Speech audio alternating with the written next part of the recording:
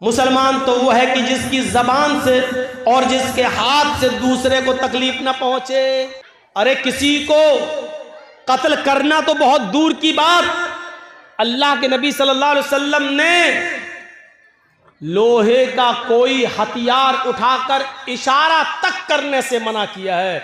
जैसे देख रहा है, ये कोई 10 मीटर दूर खड़ा, कत्ल करना तो बहुत दूर की बात है। आप 10 मीटर 20 मीटर दूर से ये कहें, देख रहा है ये पूरा का पूरा रामपुरी है, घुसा दूंगा पेट के अंदर। 10 मीटर 20 मीटर की दूरी से इशारा करना भी एक मुसलमान के लिए दूसरे मुसलमान के लिए जायज नहीं है। हम कौन सी दुनिया में, यहां हाल ये है हमारा कि तकलीफ ना हो किसी को, ना जबान से ना हाथ से। भैया देखो, सामने से मत उठिए, आप लोग पीछे से उठ के जाइए यार। मेरे सामने से जाते हैं तो बड़ा डिस्टर्ब होता है। कहां जा रहे हो चाचा?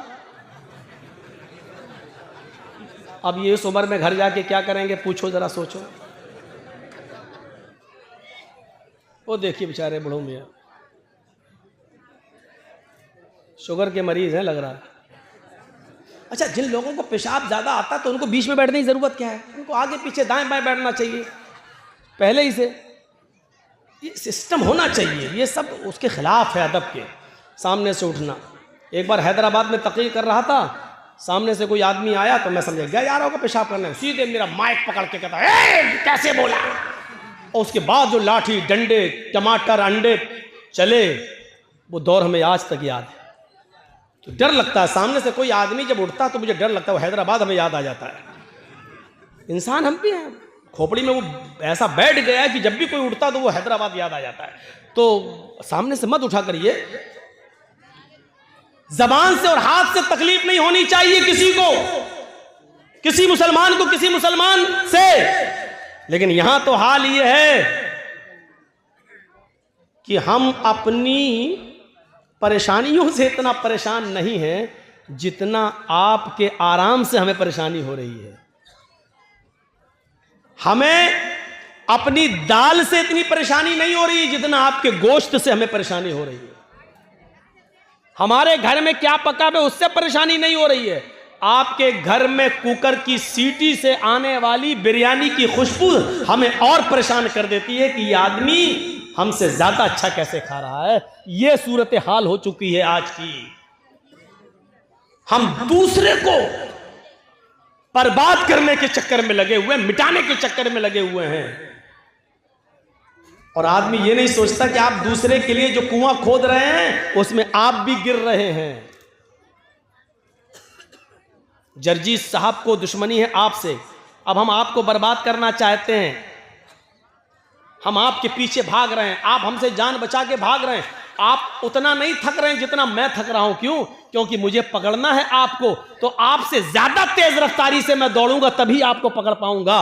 तो आप उतना नहीं थक रहे हैं, उससे ज्यादा मैं थक रहा हूं। वो आदमी उतना बर्बाद नहीं हो रहा है जितना हम उसको बर्बाद करने में अपने आप को बर्बाद कर रहे हैं। एक आदमी की जमीन का झगड़ा चला दूसरे आदमी से, दूसरे आदमी को 1 लाख की जमीन है लेकिन हमें चाहिए, हमारा पावर है। वो पुलिस में रिपोर्ट करके कोर्ट मुकदमा करके सोच रहा ले लेंगे, लेकिन जमीन 1 लाख की, लेकिन 1 लाख रुपए की जमीन लेने के लिए 3 लाख बर्बाद कर चुका अब तक। कोर्ट कचहरी बर्बाद करके उसने अपने आप को और ज्यादा बर्बाद कर लिया है। लेकिन जिद है कि हमें इसी की जमीन चाहिए। वो 3 लाख रुपए की जमीन और उससे अच्छी कंडीशन में दूसरी जगह मिल जाती है, लेकिन नहीं, हमें इसको सबक सिखाना, इसी की जमीन चाहिए। उसकी 1 लाख की जमीन को लेने के लिए 3 लाख बर्बाद कर चुका है। 3 लाख। मेरे इटावा में एक मौलवी है जो हमें बर्बाद करने के चक्कर में हमारा 5 लाख बर्बाद हुआ तो वो 20 लाख बर्बाद कर चुका। कितने ये जो टीवी पे जो खबरें आती है ना, ममता का मौलाना और जो जहरीला मौलाना, मैं भी सोचता हूं ये टीवी वालों को देता कौन है। बाद में पता चला कि वो इटावे का मौलाना ही यूट्यूब से कटिंग कर करके निकाल के योगी मोदी के खिलाफ जो हम बोले उसको कटिंग कर करके पैसा दे दे के चलवाता है कि ताकि ये मौलाना के ऊपर FIR हो जाए। अगर हमें बचने के लिए मेरा 2-4-5 लाख खर्च हुआ तो वो बेचारा अब तक 20 लाख खर्च करके अपने आप को बर्बाद कर चुका है। और इसके बाद भी हालत ये है कि पूरे हिंदुस्तान में एक भी जगह अब उसको बुलाया नहीं जा रहा है, उसको निमंत्रण नहीं दिया जा रहा है, उसको कहीं दावत तक नहीं दी जा रही है, क्योंकि वो आदमी, जाति दुश्मनी तो एक दूसरे की माफ की जा सकती है, लेकिन जमाती दुश्मनी बहुत बुरी होती है। उसने पूरे जमात के साथ जो धोखाधड़ी की है, इसी वजह से कोई उसको दावत नहीं दे रहा है। और हम उसके खिलाफ कोई एक्शन इसलिए नहीं लेते हैं कि मरे हुए को मारना मेरी आदत नहीं है। मुझे महात्मा गांधी का वो कौल याद आता है कि किसी को मारना हो तो उसका नाम लेना छोड़ दो, उसको नाम मत लो, अपने आप मर जाता है। अब देख लीजिए कि उत्तर प्रदेश के चुनाव में एक साहब हैं, वो मुसलमान बहुत करते रहते हैं। आजकल वो बहुत चिल्ला रहे हैं, सपा ने क्या किया, समाजवादी पार्टी के दल्लो, ऐसी तमाम भाषाएं इस्तेमाल की जा रही हैं सिर्फ मुसलमानों में प्रचार करने के लिए। लेकिन उसके जवाब में अखिलेश ने एक बात भी नहीं कही है, ना उसका जवाब दिया जा रहा, ना उसका नाम लिया जा रहा है। इसका नतीजा ये निकला कि पूर्वांचल में चले जाओ या पश्चिम में चले जाओ, जो पहले कुछ वोट मिलने वाले भी थे, बंटने वाले थे, चुनाव से 2 दिन पहले सब ऐसे एक हुए, ऐसे इकट्ठे हुए कि उन्होंने सोचा कि नहीं, पहले अपने आप को बचाओ, इसी में भलाई है, इसी में भलाई है, पहले अपने आप को बचाओ। और ये अक्लमंदी का तकाजा है मेरे भाइयों, ये अक्लमंदी है कि हर आदमी को, हम तो बार बार कहे हैं, मेरे मोबाइल में आज तक मेरे घर यही रखा हुआ है, अभी 4-5 दिन पहले चलाया है, अभी जी हिंदुस्तान ने मेरे खिलाफ, और अभी चिल्लाया, देखिए ये लखनऊ में जो ममता बनर्जी आई हैं, ये मौलाना जर्जीस की प्लानिंग का एक हिस्सा है। अब बताइए, ये जी हिंदुस्तान ने चलाई है, मेरे पास रखी हुई है वो रिकॉर्डिंग। मैं जब टीवी में आ रहा था मैंने वो बना लिया, उसकी वीडियो बना ली, 2 मिनट की मैंने वीडियो बना ली कि देखिए ये उसी प्लानिंग का हिस्सा है।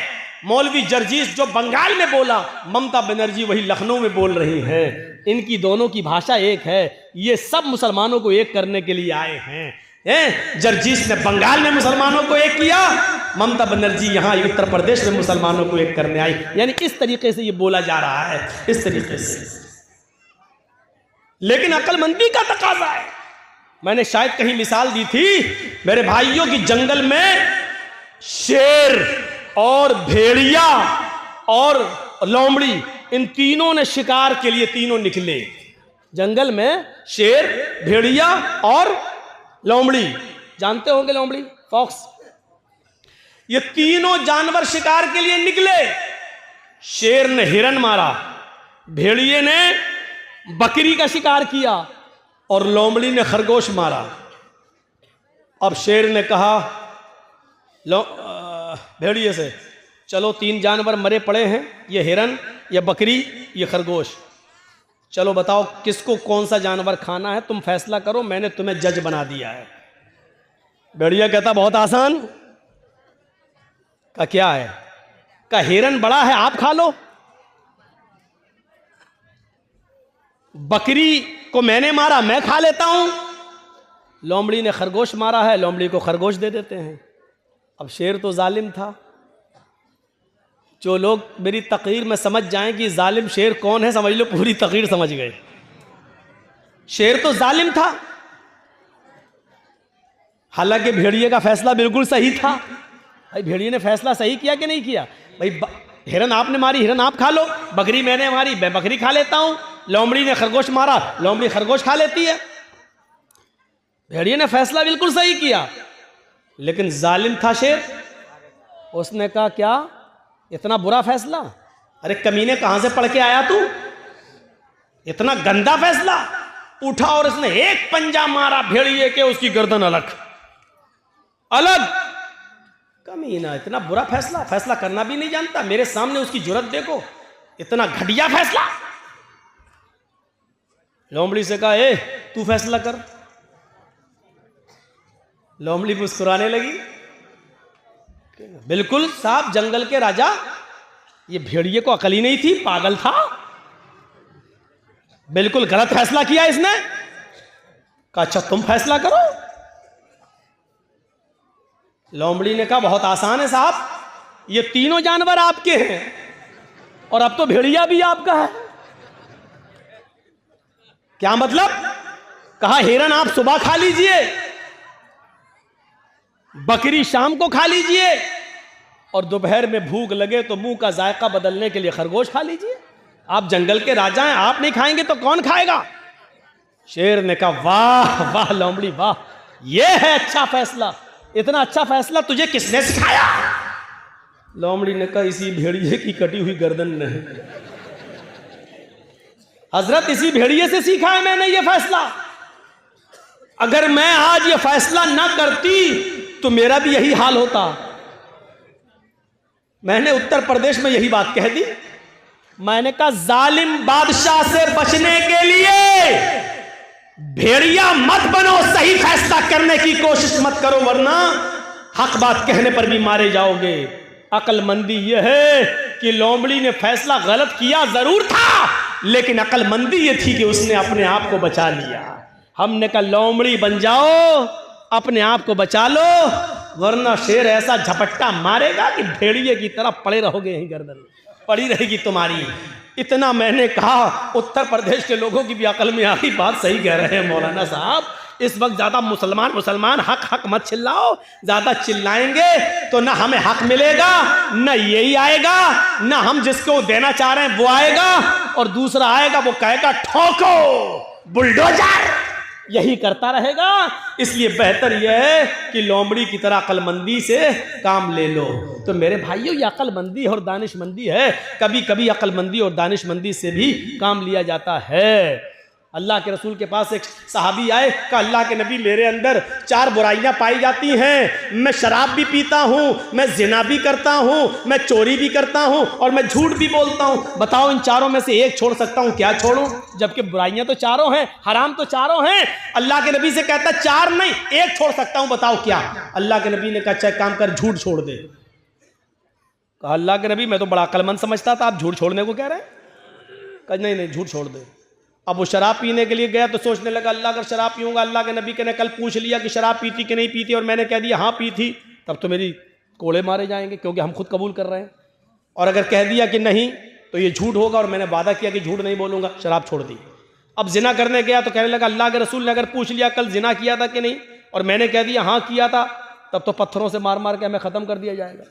और अगर कह दिया नहीं तो झूठ होगा और मैंने अल्लाह की कसम खा के वादा किया कि झूठ नहीं बोलूंगा, चलो जिना भी नहीं करता हूँ। अब चोरी करने गया, कहने लगा अगर अल्लाह के रसूल ने पूछ लिया कल सुबह चोरी की थी कि नहीं, मैंने कह दिया हाँ तो हाथ काटा जाएगा, और अगर कह दिया नहीं तो झूठ होगा, नहीं मैं चोरी भी नहीं करूँगा। सुबह होकर अल्लाह के नबी के पास आया, कहता कि मैं तो समझता था कि आपने बड़ा वैसा फैसला, आपने तो बड़ी अक्लमंदी से कहा झूठ छोड़ दो, मान गया आप बड़े अक्लमंद हैं। आपने कहा क्यों क्या हुआ? कहा 4 बुराइयां छूट गई। अल्लाह के नबी ने फरमाया मैं जानता था कि झूठ तमाम बुराइयों की जड़ है। तो हिकमत से भी काम लो। अगर किसी आदमी से सारी बुराइयां नहीं छूट रही हैं तो उसको कहो कि ये छोड़ दो यार, ये छोड़ दो। हिकमत भी जरूरी है, हिकमत भी। अल्लाह के रसूल ने दूरंदेशी से काम लिया, अक्लमंदी से काम लिया। हमें भी हर वक्त अक्लमंदी से काम लेने की जरूरत है, अक्लमंदी से काम लेने की जरूरत है। आज हमारी यही सूरत हाल हो चुकी है मेरे भाइयों कि हम अपनी परेशानियों से इतना परेशान नहीं है जितना हम दूसरे के सुख से परेशान हैं। हमारी हालत ये हो चुकी है। कुत्ता देखा है? कुत्ता देखा क्या मौलाना साहब? हमारा तो उठना बैठना ही उन्हीं में है। कुत्ते ने देखा एक छुरी पड़ी हुई है और उस छुरी पे खून लगा हुआ है बकरी का ताज़ा ताज़ा, और छुरी ऐसे ज़मीन पर खड़ी है। अब कुत्ते को तो चाटने की आदत होती है, उसने कहा इस पे बकरी का खून लगा है, खून को चाटने के लिए उसने अपनी ज़बान चलाई। जैसे ही चलाई छुरी पर उसकी ज़बान कट गई। बकरी का खून तो चाट गया लेकिन उसकी जबान कट के उसका खून उस पर लग गया। अब कुत्ता क्या समझ रहा है ना, अभी खून बाकी है। उसने फिर दोबारा जबान से चाटा, फिर दूसरी जगह से कट गई। उसने कहा अरे अभी भी बाकी है, फिर चाटा, फिर कट गई। वो उस वक्त तक चाटता रहा कि उसकी जबान कट के गिर गई। और फिर वो खुद हलाक हो गया, मर गया। यही हालत हमारी है। मिसाल सख्त जरूर है लेकिन सच्ची मिसाल है। हम दूसरे को बर्बाद करने के लिए यही अपने आप को बर्बाद कर लेते हैं, जैसे कुत्ता बकरी के खून को चाटने के लिए अपना ही खून चाटते चाटते अपनी जबान काट बैठा। यही हाल हमारा है। आज जुमे के खुतबे में मैंने सब सुनाया था ना कि वो 2 सहाबी थे, जिन लोगों ने ना सुना हो सुनो, जिनके कपड़े की दुकानें पास पास थी। एक आदमी, एक सहाबी का कपड़ा बिक गया, दूसरा कस्टमर आया, दूसरा भी बिक गया, तीसरा कस्टमर आया, उसी दुकान पर तीसरा भी कपड़े के थान ले गया, चौथा आया, उसने चौथा भी उसी को दे दिया उसी दुकान ने, 5वां कस्टमर आया उसी दुकान पर कपड़ा खरीदने।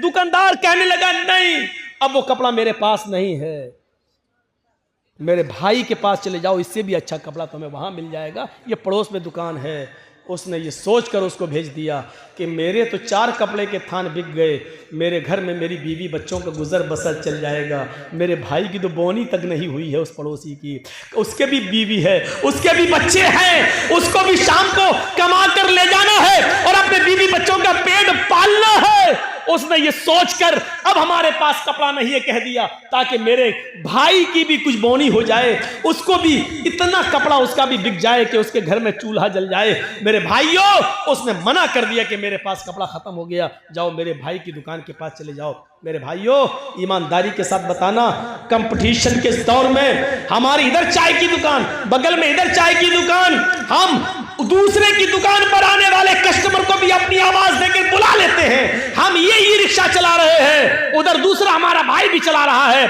उसके पास आने वाली सवारी को भी हम खींच लेते हैं। कितना? 20 रुपया? नहीं, आओ हम 15 लेंगे, आओ बैठ जाओ। हम उसके भी मुंह से रोटी का लुकमा छीन रहे हैं। हमारे घरों में बरकत हो तो कहां से हो, हमारे बच्चों को बीमारियां न लगे तो कैसे न लगे, हमारे माँ बाप को बीमारियां और कैंसर जैसी बीमारियों में मुलव्वस न हो तो क्यों न हो, क्योंकि हमने रोजी रोटी के सारे नाजायज तरीके इस्तेमाल कर रखे हैं। हम तो अपने भाई की खुशी देखना ही नहीं चाहते हैं, हम अपने दुकान के होते हुए दूसरे की दुकान पे कस्टमर आता हुआ देखना ही गवारा नहीं कर सकते हैं। मेरे भाइयों, इस्लाम की तालीम ये तो नहीं थी, इस्लाम की तालीम ये तो नहीं थी। इमाम अहमद इब्न हंबल रहमतुल्लाह अलैह के पास एक बूढ़ी औरत आती है और सुनो, आए बीड़ियों का धंधा करने वालों सुनो, आए तंबाकुओं के धंधे करने वाले सुनो, आए सूद और ब्याज के खाने वालों सुनो, आए लंबे चौड़े बैंक बैलेंस बनाने वालों सुनो, आए बैंकों की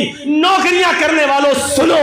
इमाम अहमद इब्न हंबल रहमतुल्लाह अलैह के पास एक बूढ़ी औरत आती है और कहती है, इमाम मोहतरम, कहा जी एक मसला पूछने आई हूँ, मेरी माँ बहनें सुने, उस जमाने की औरतें और वो भी बूढ़ी औरतों में कितना तकवा हुआ करता था।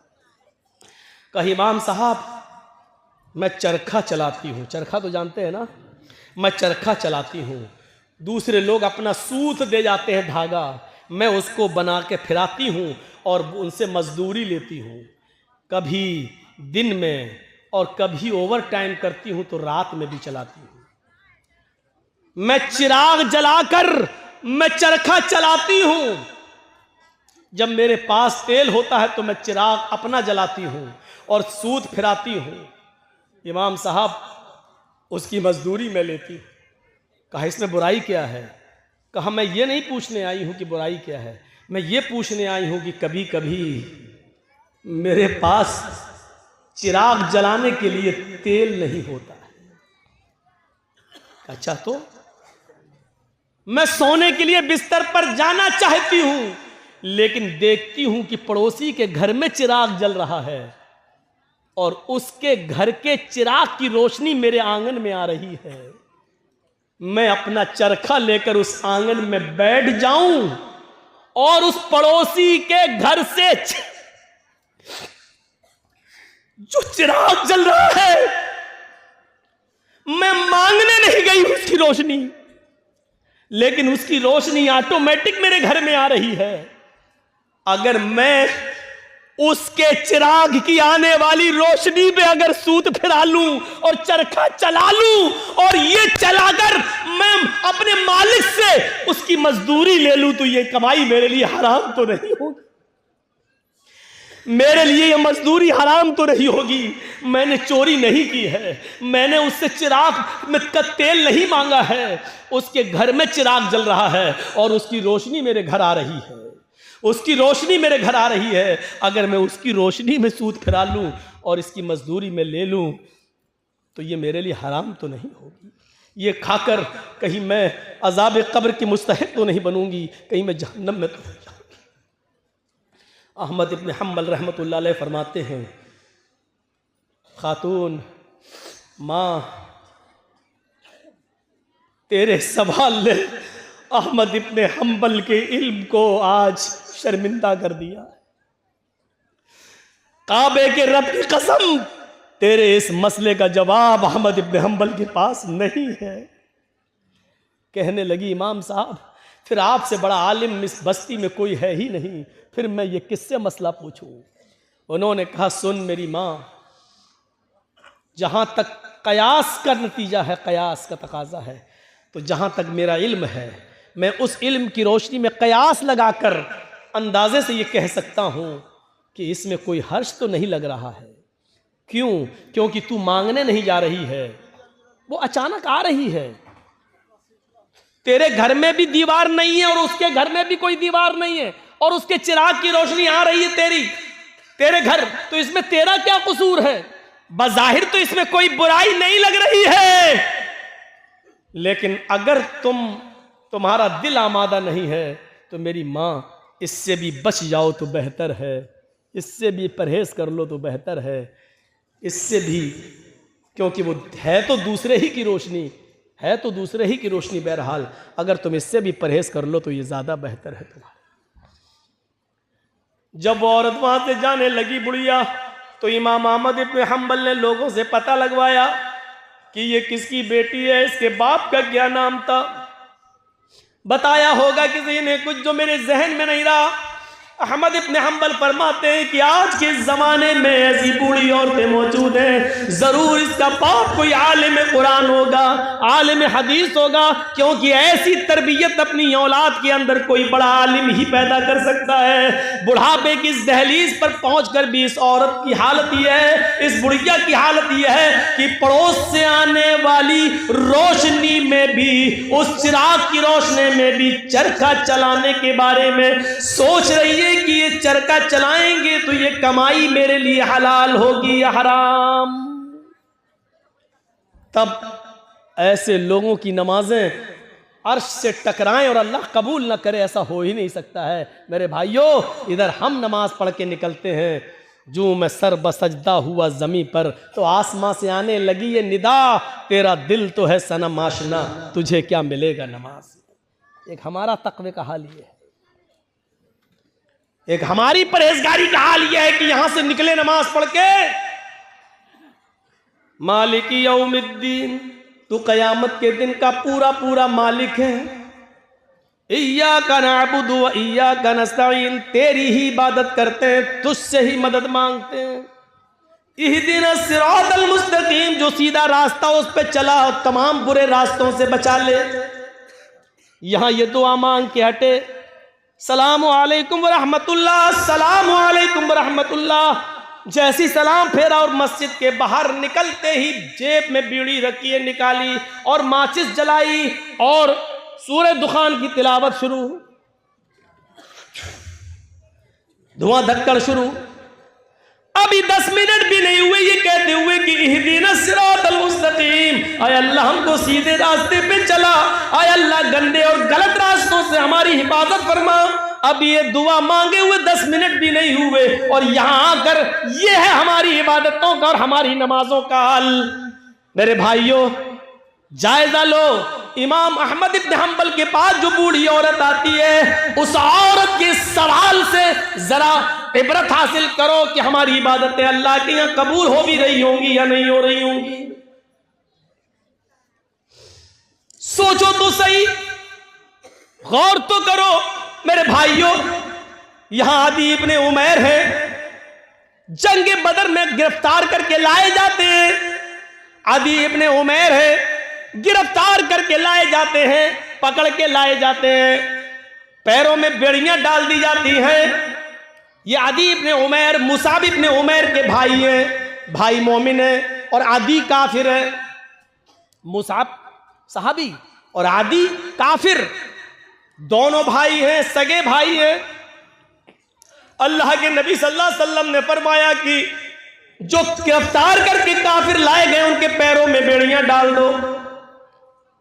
आदी के पैरों में जब बेड़ियां डाली जाने लगी तो मुसाब इब्ने उमैर वहीं खड़े हो गए और जो उनके पैरों में बेड़ियां डाल रहा था सहाबी, आदी इब्ने उमैर के पैरों में वहीं खड़े होकर मुसाब इब्ने उमैर कहने लगे, आए सहाबी अपने दोस्त से, आए दोस्त इसके पैरों में बेड़ियां जरा टाइट डालो, यहां से कस दो, मैं इसको अच्छी तरीके से जानता हूं, ये लॉक तोड़ने में, जंजीर तोड़ने में बड़ा माहिर है, यहां से टाइट कर दो वरना ये तोड़ के भाग जाएगा।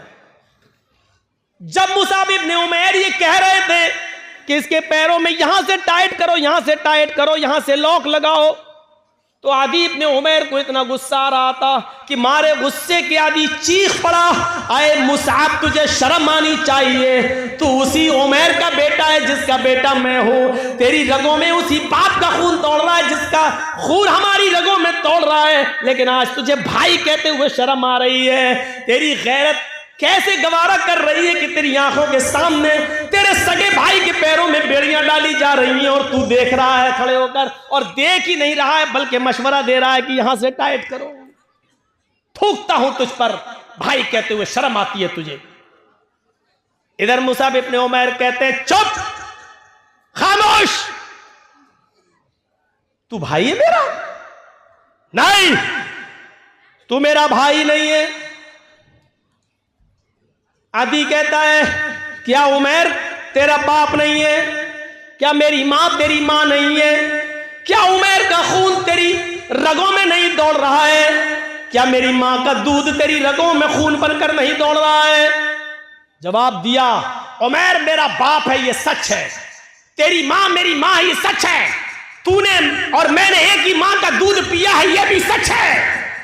तेरी और मेरी रगों में एक ही बाप का खून दौड़ रहा है, यह भी सच है। लेकिन यह सच नहीं है कि तू मेरा भाई है। जानता है मेरा भाई कौन है?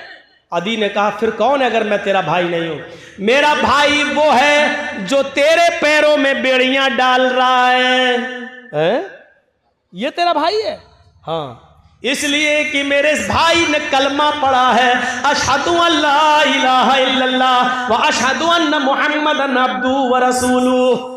बुखारी शरीफ की हदीस के इस वाक़े से हमें यह पता चलता है मेरे भाइयों कि इस्लाम लाने के बाद, ईमान कलमा पढ़ने के बाद, ला इलाहा इल्लल्लाह मुहम्मदुर रसूलुल्लाह का इकरार करने के बाद, इस्लामी रिश्ते से कलमे की बुनियाद पर अपने साथी की जो इज्जत होती है वो फिर सगा भाई भी वो दर्जा नहीं रखता है। क्या जवाब दिया? खूनी रिश्ते को कुर्बान कर दूंगा लेकिन कलमे की बुनियाद पर ये मेरा भाई है, इस रिश्ते को मैं कुर्बान नहीं करूंगा। आए आदि, तू मेरा भाई नहीं, मेरा भाई वो है जो मेरे पैरों में बेड़ियां डाल रहा है, इसलिए कि इसने कलमा पढ़ा है, अशहदु अल्ला इलाहा इल्लल्लाह व अशहदु अन्ना मुहम्मदन अब्दुहु व रसूलुहु। इस कलमे की बुनियाद पर ये मेरा भाई है, तू भाई नहीं है। ये होता है इस्लामी रिश्ता। और इस्लामी रिश्ता इतना अहम होता है कि उसके लिए खूनी रिश्ते को कुर्बान कर दिया जाता है। अरे कम से कम उतना ही करो जो अपने लिए पसंद करो, वो अपने भाई के लिए पसंद, अपने मुसलमान भाई के लिए पसंद कर लो, यही काफी। इतना ही करो। आज के जमाने में सईद इब्ने जुबैर को हज्जाज इब्ने यूसुफ की पुलिस ढूंढ रही थी। सईद इब्ने जुबैर को हज्जाज इब्ने यूसुफ की पुलिस ढूंढ रही थी। हुक्म था उसको पकड़कर जिंदा मेरे पास लाओ, उसको कत्ल किया जाएगा। सईद इब्ने जुबैर बड़े नेक आदमी थे, लेकिन हज्जाज इब्ने यूसुफ ने बड़े नेक लोगों को ही कत्ल किया है। एक एक करके न जाने कितने सहाबा को उसने कत्ल किया है। हज्जाज इब्ने यूसुफ ने सईद इब्ने जुबैर को पुलिस ढूंढ रही थी, पुलिस तलाश कर रही थी, लेकिन सईद इब्ने जुबैर किसी के हाथ नहीं लग रहे थे। रात को वो बहुत सी दूरी तय करके हज्जाज इब्ने यूसुफ की सल्तनत से निकलना चाह रहे थे, उसके मुल्क से बाहर भागने की कोशिश कर रहे थे ताकि मेरी जान बच जाए। लेकिन रात का वक्त था, अंधेरे में फायदा उठाकर वो जाया करते थे। और जब सुबह होती थी तो कहीं पनाह ले लिया करते थे ताकि हज्जाज इब्न यूसुफ की पुलिस हमको न पकड़ ले।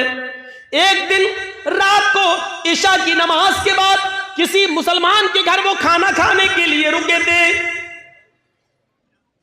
और मुसलमानों ही में से किसी ने जासूसी कर दी। हज्जाज इब्न यूसुफ की पुलिस को बता दिया कि सईद इब्न जुबैर फला आदमी के घर रुके हुए हैं और रात का हिस्सा गुजरने के बाद वो इस घर से निकलेंगे और वो फिर भागेंगे। हज्जाज इब्न यूसुफ की पुलिस आती है और इशा की नमाज के बाद उस घर पे छापा मारती है। सईद इब्न जुबैर पकड़ लिए जाते हैं। अब बताता हूं जासूसी किसने की? अपनों ने। अपने ही जासूसी करते हैं। लॉकडाउन के मौके पर आपने देखा होगा हमारे उत्तर प्रदेश में तो वही हाल था, जब हर चीज का गोश्त बंद था, कुछ नहीं ले सकते थे और चोरी छुपे कोई अगर भैंस काट लेता था तो अपने ही लोग जासूसी करते थे, फला के घर में भैंस हुई है, और पुलिस आकर छापा मारती थी।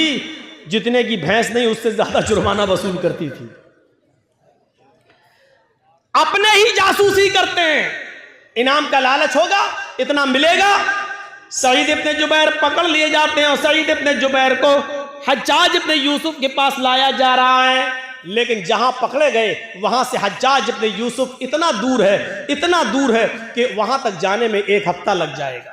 घोड़े पर ऊंट पर बैठकर सफर किया जाए तो 1 हफ्ता लग जाएगा। कितना? 1 हफ्ता। लेकिन चल रहे हैं। नमाज का वक्त होता, वो नमाज पढ़ते। सफर में रोजा माफ है लेकिन सईद इब्न जुबैर सफर में भी रोजा रख रहे हैं क्योंकि उनको मालूम हो चुका है कि अब मेरी मौत का वक्त करीब है। हज्जाज के सामने मैं लाया जाऊंगा और मुझे कत्ल कर दिया जाएगा। लिहाजा वो दिन में रोजा रखना शुरू कर दिए। जहां पुलिस वाले आराम करने के लिए रुकते वो वहीं नमाज पढ़ना शुरू कर देते और नफली इबादत करना शुरू कर देते हैं। सईद इब्न जुबैर की इबादत पुलिस वालों को बड़ी पसंद आई, उनका अखलाक बहुत पसंद आया। हज्जाज के दोनों पुलिस वालों ने 3 दिन के बाद कहा, देखो सईद इब्न जुबैर बड़ा नेक आदमी है, अगर इसको हम हज्जाज के पास ले जाएं तो हज्जाज इसको कत्ल कर देगा। बेचारा बच्चों वाला आदमी है, बीवी बच्चे इसके महरूम हो जाएंगे और हज्जाज को क्या मालूम कि हमने इसको पकड़ा है। ऐसा करो, इस बेचारे को छोड़ देते हैं, ये नेक आदमी है, अच्छा आदमी है। हज्जाज तो जालिम है, वो इसको कत्ल कर देगा। इन दोनों पुलिस वालों ने आपस में सलाह और मशवरा किया कि इस नेक आदमी के कत्ल की जिम्मेदारी हम अपने ऊपर न लें, छोड़ देते हैं इसको। ये दोनों पुलिस वाले सईद के पास आए, कहने लगे, आए सईद इब्न जुबैर, आए सईद इब्न जुबैर, तुम्हारी इबादत ने, तुम्हारे अखलाक ने मेरा दिल मोह लिया है। हम नहीं चाहते कि तुम्हें हज्जाज के पास लेकर चलें, मेरा दिल चाहता है कि तुम्हें हम छोड़ दें। आए हज्जाज, ये रात का वक्त है, अंधेरे का फायदा उठाओ और तुम निकल जाओ। हज्जाज को तो मालूम नहीं है कि मैंने तुम्हें गिरफ्तार कर लिया है। हम उसके पास जाएंगे और कह देंगे कि हमें सईद इब्न जुबैर मिले ही नहीं। सईद इब्न जुबैर ने कहा, तुम्हारी बड़ी मेहरबानी, मैं कसीरुल अयाल हूँ, मेरे बच्चे ज़्यादा हैं, मेरी बीवी है, बच्चों का बोझ है मेरे ऊपर, अगर तुम मुझे छोड़ रहे हो तो ये तुम्हारा रहमो करम है मेरे ऊपर। अच्छा है, छोड़ दीजिए भाई, मैं आपका ये एहसान कभी भूलूंगा नहीं। उन्होंने कहा, एहसान की क्या बात है, आप मुजरिम नहीं हैं, हज्जाज आपका दुश्मन है, वो आपको कत्ल करना चाहता है। जाओ, आए सईद, मैंने तुम्हें छोड़ दिया है, जाओ चुपके से, जाओ, निकल जाओ। सईद इब्न जुबैर बड़े खुश होते हैं कि मुझे हज्जाज के पुलिस वालों ने छोड़ दिया, लेकिन उनकी खुशी ज्यादा देर तक न रही। वो थोड़ी दूर तक आगे गए होंगे, जैसे यहां से मौजमपुर बस आपका स्टैंड, 1 किलोमीटर तकरीबन गए होंगे, मुश्किल से 1 किलोमीटर गए होंगे। और जाने के बाद वहां कुछ सोचने लगते हैं और सोचकर फिर वहां से वापस आते हैं। 1 किलोमीटर गए, लेकिन कुछ उनके दिमाग में आया और वहां से सोचकर वो फिर लौटे आए और लौट कर आने के बाद उन दोनों पुलिस वालों के पास आ गए और कहने लगे, आए हज्जाज इब्न यूसुफ के पुलिस वालों, मुझे हज्जाज के पास ले चलो, मैं भाग कर, छिप कर भागना नहीं चाहता, मुझे हज्जाज के पास ले चलो। पुलिस वालों ने कहा तुम्हारा दिमाग खराब है सईद, हज्जाज तुम्हारी जान का दुश्मन है, तुम्हें कत्ल कर देगा। कहा वो मैं जानता हूं कि वो मुझे कत्ल करेगा, फिर का इसके बावजूद मैं उसके सामने जाना चाहता हूं। पुलिस वाले कहते हज्जाज आए सईद बेवकूफी मत करो, मैंने तुम्हें छोड़ दिया, फिर तुम क्यों आए? सईद इब्न जुबैर रोते हैं और रोते हुए कहते हैं आए पुलिस वालों, तुम्हें नहीं मालूम जिस आदमी ने मेरी जासूसी की और तुम्हें यह बताया कि मैं इस घर में छिपा हूं, वो तो कहीं ना कहीं से देख ही रहा होगा, उसको तो यह मालूम ही होगा कि तुम दोनों ने मुझे गिरफ्तार कर लिया है, मुझे पकड़ लिया है। वो आदमी हज्जाज को यह खबर दे देगा इन दोनों पुलिस वालों ने सईद को गिरफ्तार कर लिया। आए पुलिस वालों, अगर हज्जाज को यह पता चल गया कि तुमने मुझे पकड़ लिया था और फिर छोड़ दिया तो मैं तो बच जाऊंगा, लेकिन फिर तुम्हारा हश्र यह होगा कि तुम दोनों को खूनी चमड़े पर लिटाकर बिठाकर तुम्हारी गर्दनों को उड़वा देगा। और मैं ये नहीं चाहता कि मेरी जान बच जाए और मेरे बदले में तुम दोनों की जान चली जाए, मेरी गर्दन महफूज रहे और तुम दोनों की गर्दनें कट जाएं। अल्लाह के नबी ने फरमाया जो अपने लिए पसंद करो वो अपने भाई के लिए पसंद करो, और जो अपने लिए पसंद ना करो वो अपने भाई के लिए पसंद ना करो। जब मुझे अपनी गर्दन अपने लिए कटाना पसंद नहीं है तो अपने वजह से, मेरी वजह से तुम दोनों की गर्दनें कट जाएं, ये मुझे कैसे पसंद हो सकता है? अगर मेरे बीवी बच्चे हैं तो आपके भी तो बीवी बच्चे हैं, फिर मेरे बीवी बच्चों में मैं खुश रहूं और तुम दोनों की जान जाए और तुम दोनों की बीवी बच्चे एक दूसरे के ऊपर बोझ बन जाएं। ये इस्लाम ने नहीं सिखाया, ये हमारे नबी ने नहीं सिखाया। आए हज्जाज के पुलिस वालों, मुझे हज्जाज के पास लेकर चलो। इसके बावजूद उन दोनों ने समझाया, लेकिन नहीं माने सईद इब्न जुबैर, हम अपने लिए तुम्हारी जिंदगी खतरे में नहीं डाल सकते हैं। आखिरकार जिद करते रहे और वो दोनों पुलिस वाले उनको पकड़कर हज्जाज के सामने ले आए।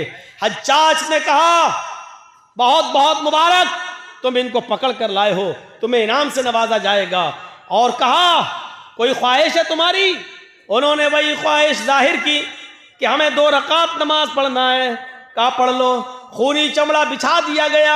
कुछ खाना है, कुछ पीना है? कहा नहीं। क्यों? आखिरी तमन्ना तो सबसे पूछी जाती है, कुछ खाना हो पीना हो तो बता दो। सईद इब्न जुबैर ने कहा इन्नी साइमुन, मैं रोजे से हूं। हज्जाज इब्न यूसुफ ने कहा चलो। पीछे से हाथ बांध दिए गए, खूनी चमड़ा बिछा दिया गया, गर्दन नीची कर दी गई और हज्जाज के एक जल्लाद ने पूरी ताकत के साथ अपनी तलवार चलाकर सईद इब्न जुबैर को एक ही बार में उनकी गर्दन को उनके तन से जुदा कर दिया। पूरा वाक़या बताने का मेरा मकसद सिर्फ यह है कि सईद इब्न जुबैर ने अपनी गर्दन कटाना गवारा कर लिया, लेकिन अपनी वजह से उन दोनों मुसलमान पुलिस वालों की जिंदगी खतरे में नहीं डाली। ये मुसलमान होता है जो अपनी वजह से दूसरे को मुसीबत में नहीं डालता है, जो अपनी वजह से दूसरे को तकलीफ में नहीं डालता है। वो मुसलमान ही क्या जिसकी वजह से दूसरे को तकलीफ पहुंचे। और हम तो उस वक्त सबसे ज्यादा खुश होते हैं जब हमारी वजह से हमारा पड़ोसी बेचैन हो। उस जमाने में क्या हाल था, एक आदमी के घर में बहुत से चूहे थे जो उसको तंग करते थे। उसने लोगों से पूछा मैं क्या करूं बताओ। किसी ने कहा एक बिल्ली ले आओ, बिल्ली पाल लोगे, चूहों को खाती रहेगी। उसने कहा ये तुमने सही मशवरा दिया। 3-4 दिन के बाद उसी आदमी ने पूछा क्या हुआ, बिल्ली लाए? उसने कहा नहीं लाए। कहा फिर क्या हुआ? क्या हुआ, चूहे हैं अब क्या करेंगे? तो कहा बिल्ली क्यों नहीं लाते हो? कहा मैं बिल्ली खरीदने का इरादा किया कि मैं बिल्ली लाऊं और पाल लूं, लेकिन ये सोच कर नहीं लाया कि जब मेरे घर में बिल्ली आ जाएगी तो कुछ 2-4 चूहों को खा लेगी और बहुत से चूहे तो डर के मारे मेरा घर छोड़ देंगे और भाग जाएंगे, और वो घर छोड़कर भागेंगे तो मेरे पड़ोस में घुस जाएंगे। और अल्लाह के नबी ने फरमाया पड़ोसियों का बहुत बड़ा हक है। जो चीज मैं अपने लिए पसंद नहीं करता हूं, चूहे वो डर के मारे मेरे पड़ोस के घर में पहुंचकर उनको वही तकलीफ दे जो मेरे घर में मुझे तकलीफ दे रहे हैं। तो ये भी तो सही नहीं है कि मैं अपनी तकलीफ से बच जाऊं लेकिन अपनी तकलीफ अपने पड़ोसी को दे दूं। ये कौन सा ईमान था यार, ये कौन सा जज्बा था है? इस जज्बे को क्या कहेंगे आप? यहां तो बदगुमानियां हमने इतनी पाल रखी हैं एक दूसरे के खिलाफ। हमारी मौलाना जर्जीस की आपसे बनती नहीं है। अब हमें नहीं देखना चाहते, हम आपको नहीं देखना चाहते, गुस्सा घर में ही हो। अब आपने हमारे खिलाफ बहुत कुछ पाल लिया है, अपने दिमाग में रख लिया है। अब आपका जहन वही कहेगा जो आपके दिमाग में है। अब मौलाना जर्जीस चाहे कितना अच्छा काम कर रहे हो लेकिन आपको बुरा लगेगा। अब जर्जीस साहब नमाज पढ़ के निकलेंगे तो आप क्या कहेंगे, देखो 9 चूहे खा के बिल्ली चली हज का, कितना बड़ा मुल्ला बना फिर रहा है। अच्छी तकरीर करेंगे तो कहीं देख कैसे दिखावा कर रहा है। क्यों? क्योंकि आपके दिमाग में मेरे ताल्लुक से वही भरा है। आप घर की छत पर खड़े हैं, मैं मस्जिद से निकल कर नमाज पढ़ के निकला हूं और मैं जबान में बोलता हुआ बड़बड़ाता हुआ जा रहा हूं, सुभान अल्लाह अल्हम्दुलिल्लाह, सुभान अल्लाह अल्हम्दुलिल्लाह, मुंह चल रहा मेरा। और आपकी नजर मेरी नजर से मिल गई, आप घर की छत पे खड़े हैं, मेरे होंठ हिल रहे हैं और मैंने आपको देख लिया और आपने छत पे देखा ये होंठ हिल रहे हैं, तो आप समझेंगे ये कमीना मुझे गाली दे रहा है। ये बदगुमानी है। यही कुरान कहता है, या अय्युहल्लज़ीना आमनु इज्तनिबू कसीरम मिनज़्ज़न इन्न बअज़-ज़न्नि, मोमिनो ईमान वालों एक दूसरे के बारे में ज्यादा बुरे गुमान मत किया करो। बाज़ गुमान इंसान को गुनाहगार बना देते हैं। एक लड़की हेडफोन लगाकर चली जा रही है, बातें करती हुई जा रही है। उधर चाय की दुकान पे लड़के बैठे हैं, कहते हैं देखो बॉयफ्रेंड से बात करती हुई जा रही है। यही है बदगुमानी। हो सकता है कि वो अपनी माँ से बात कर रही हो सकता है कि वो हॉस्पिटल जा रही हो और उसका बाप बीमार हो, वो अपने भाई से अपने बाप की दवाओं के बारे में पूछ रही हो। हाँ, ये भी हो सकता है कि वो बॉयफ्रेंड से बात कर रही हो। लेकिन हमें अच्छा सोचने का हुक्म दिया गया है, बदगुमानी से हमें रोका गया है कि या अय्युहल्लज़ीना आमनु इज्तनिबू कसीरम मिनज़्ज़न, ईमान वालों तुम ज्यादा गुमान मत किया करो, ज्यादा बदगुमानियों से बचो। इन्न बअज़-ज़न्नि, बाज़ बदगुमानियां इंसान को गुनाहगार बना देती हैं। अच्छा, जरूरी भी तो नहीं है, और ये बात जरूरी भी तो नहीं है कि हम जो सोचें वो सही हो। और कभी कभी हो सकता है दो आदमी हम लोग बैठे हैं और दोनों किसी के बारे में सोच रहे हो, दोनों गलत हों। मिसाल के तौर पर हमारे बगल में ये मौलाना साहब बैठे हैं, ये डॉक्टर हैं, हम भी डॉक्टर हैं। एक मिसाल, एक आदमी लंगड़ाता हुआ चला आ रहा है, जर्जीस साहब कह रहे हैं कि उसके पैर में मोच आ गई है इसलिए लंगड़ा रहा है। मैं डॉक्टर हूं, मुझे तजर्बा है कि उसके पैर में मोच आ गई है इसलिए लंगड़ा रहा है। हमारे बगल में जो मौलाना है ये डॉक्टर है, ये कह रहे हैं नहीं नहीं नहीं नहीं नहीं, उसके कमर में दर्द है इसलिए लंगड़ा रहा है। क्योंकि मैं भी डॉक्टर हूं, मुझे भी तजर्बा है, मेरा तजर्बा कहता है कि उसके कमर में दर्द है इसलिए लंगड़ा रहा है। जर्जीस साहब ने कहा अगर उसके पैर में मोच ना आई हो तो 1000 रुपया मैं हार जाऊंगा। मौलाना साहब कहने लगे अगर उसकी कमर में दर्द ना हो तो 1000 रुपया मैं हार जाऊंगा। चलो 1000 रुपया दोनों मौलाना ने दिया और लियाकत साहब के पास रख दिया, लीजिए, अगर मेरी बात सही निकले तो मैं जीत जाऊंगा, इनकी बात सही निकले तो ये जीत जाएंगे। थोड़ी देर के बाद सामने लंगड़ाता हुआ आदमी सामने आ गया। जर्जीस साहब ने पूछा बताओ तुम्हारे पैर में मोच है? मौलाना साहब ने पूछा कहो क्या तुम्हारे कमर में दर्द है? उस लंगड़ाते हुए चल कर आने वाले आदमी ने कहा न तो मेरे पैर में मोच है न कमर में दर्द है। जब कमर में भी दर्द नहीं है, पैर में भी मोच नहीं है, फिर तुम लंगड़ा क्यों रहे हो? उसने चप्पल दिखाई कि ये टूट गई थी इसलिए मैं लंगड़ाते हुए चल रहा था चप्पल को बचाते हुए। लीजिए साहब, जर्जीस साहब ने जो सोचा, जो गुमान किया वो भी गलत, मौलाना साहब ने जो सोचा वो भी गलत। 1000 इनको इनका दे दिया, मैंने अपना रख लिया। जरूरी नहीं कि आप किसी के बारे में जो सोच रहे हैं वो सही ही हो। इसलिए कुरान कहता है ज्यादा बदगुमानी से बचो, क्योंकि बाज बदगुमानियां इंसान को गुनाहगार बना देती हैं। बाज बदगुमानियां इंसान को गुनाहगार बना देती हैं। मेरे प्यारे साथियों, तसव्वुर करो, इमाम औज़ाई रहमतुल्लाह अलैह के बीवी के पास एक औरत मिलने आई। सुबह फजर की नमाज के बाद, सूरज निकलने के बाद उनसे एक औरत मिलने आई। किससे? इमाम औज़ाई रहमतुल्लाह अलैह की बीवी से। दरवाजा खटखटाया। इमाम औज़ाई रहमतुल्लाह अलैह फजर की नमाज के बाद, सूरज निकलने के बाद भी कुरान की तिलावत कर रहे थे, दुआ मांग रहे थे, चटाई पर बैठे थे। जब दरवाजे पर दस्तक की आवाज सुनी तो जाते हैं और दरवाजा खोलते हैं, तो क्या देखते हैं, उनके गांव की एक औरत दरवाजे पर खड़ी है। उस औरत ने कहा, इमाम साहब मुझे आपकी बीवी से मुलाकात करना है, मैं आपकी बीवी से मिलने आई हूं। इमाम औज़ाई रहमतुल्लाह अलैह ने कहा, अंदर आओ। उन्होंने कुरान लिया और खुद बीवी के रूम में चले गए और अपनी बीवी से कहा, तुमसे मोहल्ले की कोई औरत, गांव की कोई औरत मिलने आई।